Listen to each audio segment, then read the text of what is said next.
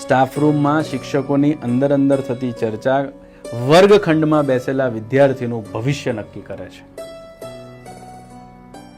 હતું, હતી, આ આવો, આ આવું, આ ફલાણું, આ ઢીકણું, આને તો આમ જ કરવું છે, આને તો આમ જ નથી સમજ પડતી.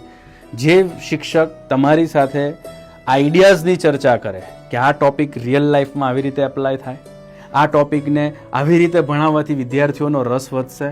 આજે તો મેં ક્લાસરૂમમાં વિદ્યાર્થીઓ માટે કંઈક આવી સરપ્રાઈઝ ગોઠવેલી, બાળકોને ખૂબ મજા આવી.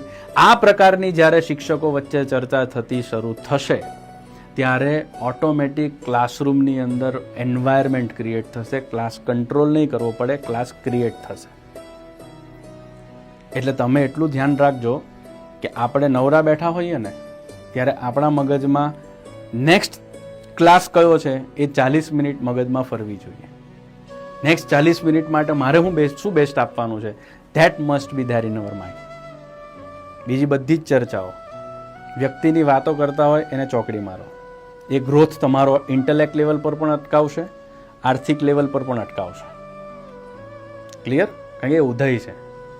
બહુ જ મીઠું બોલનારા, સારું વાતો કરનારા વ્યક્તિ હંમેશા તમારા ફાયદામાં જ હશે, તમારા એવું નથી. અને કડવી વાત કરનારા વ્યક્તિ હંમેશા ખરાબ જ હશે એવું પણ નથી.